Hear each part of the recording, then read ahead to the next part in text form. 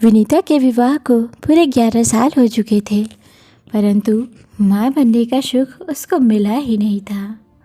मंदिर, देवी देवता, मनौती, व्रत, उपवास सब किया, पर कुछ नहीं मिला। डॉक्टर ने भी कोई कमी नहीं बताई थी दोनों में। फिर पता नहीं किस पाप का फल मुझे ईश्वर ने दिया, यही सोचकर हमेशा मन खराब किए रहती थी विनीता। उसके दोनों देवरों की शादी उसके सामने ही हुई। साल भर में ही दोनों की गोद में एक एक बच्चा भगवान ने उनको दे दिया। रोज ही तकिया गीला करते करते उसकी रात कटती। हालांकि पति कुछ कहते नहीं थे, पर जब शाम को बाहर से आते ही देवरानियों के बच्चों को लेकर व्यस्त हो जाते, उन्हें गोद में लेकर खिलाने लगते, तब विनीता का मन बहुत ही कचोटता। खैर, अब किया भी क्या जा सकता था। ऐसा नहीं था कि वो इन बच्चों से प्यार नहीं करती थी, बल्कि वो तो जान छिड़कती थी उन पर। किंतु मन का एक कोना बहुत उदास रहता था। समय पंख लगाकर उड़ रहा था। इस बीच मंजली देवर का ट्रांसफ़र दूसरे शहर में हो गया। अब घर में छोटी देवर देवरानी और उनकी छुटकी बेटी और वो और उसकी दुनिया ही बन गई। अचानक उसे पता चला कि छोटी के पाँव फिर से भारी हैं। मन में एक बार फिर अपनी कमी का एहसास तो हुआ, पर उसने भगवान की इच्छा के आगे हथियार डाल दिए थे। भोजन करते करते अचानक एक दिन उसने सुना देवर जी देवरानी से कह रहे थे, सीमा, हम अपना दूसरा बच्चा बड़े भैया भाभी को दे देते हैं, कैसा रहेगा? विनीता ने सुना तो वो धक्के से रह गई। क्या ऐसा होगा? मैं सचमुच में किसी बच्चे की माँ भी बन सकती हूँ? अपनी खुशी के में वो देवरानी के चेहरे के भाव नहीं देख पाई। दूसरे दिन से वो देवरानी की और ज़्यादा देखभाल करने लगी। विनीता इतनी खुश थी कि मानो वह खुद ही माँ बन रही हो।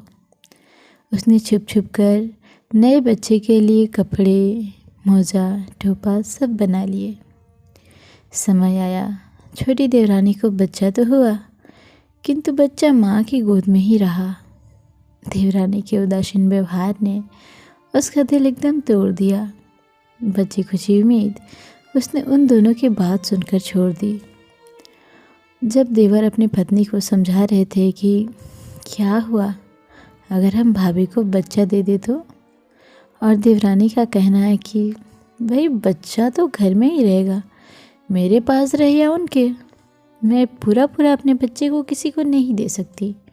बस पटाक्षेप हो गया उसके माँ बनने के सपने का भी। कुछ दिनों बाद फिर खबर आई कि मंजरी देवरानी भी माँ बनने वाली हैं। फ़ोन पर खूब बधाई दी विनीता ने। मन बहुत रोया उसका, पर ईश्वर की इच्छा के आगे भला क्या ही हो सकता है। फिर एक रात खबर आई, मंजली के बेटा हुआ है। दरअसल मंजली देवरानी को इस बार कुछ कॉम्प्लिकेशंस होने के कारण डॉक्टर ने ट्रैवल करने का मना कर दिया था, तो वो उन लोगों ने वहीं शहर में ही डिलीवरी करवाने का फैसला कर लिया था।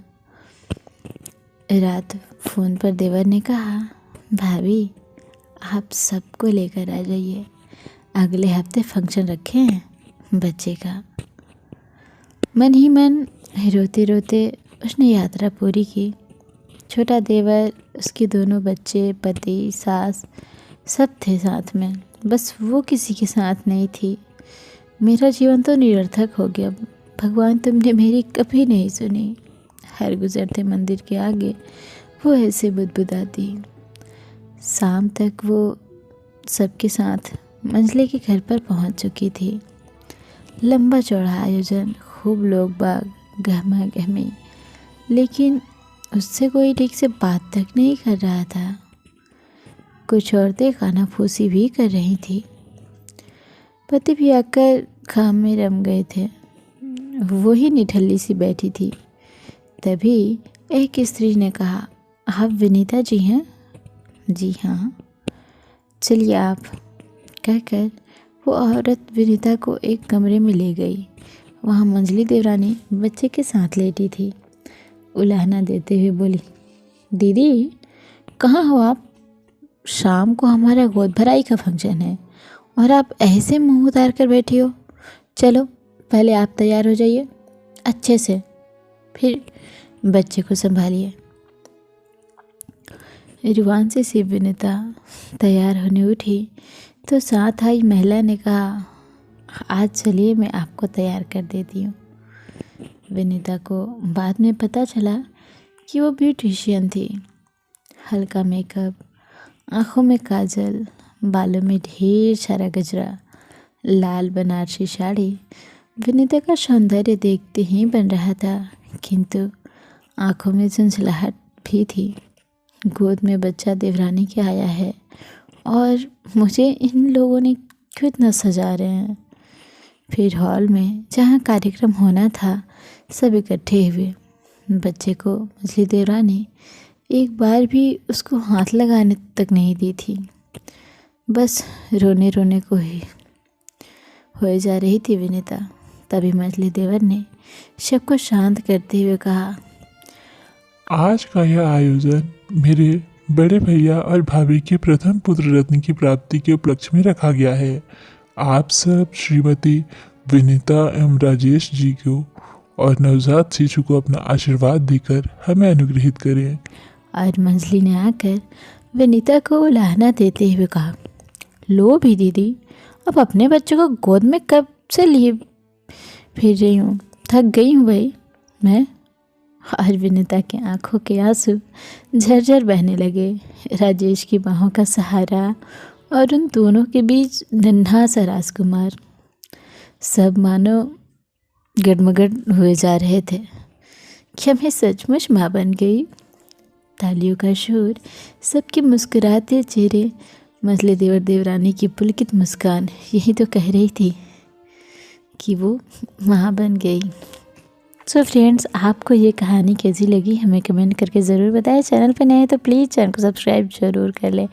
मिलते हैं ऐसे किसी दूसरी कहानी में, तब तक के लिए नमस्कार, प्रणाम। अपना ख्याल रखें, अपनों का ख्याल रखें। Bye bye.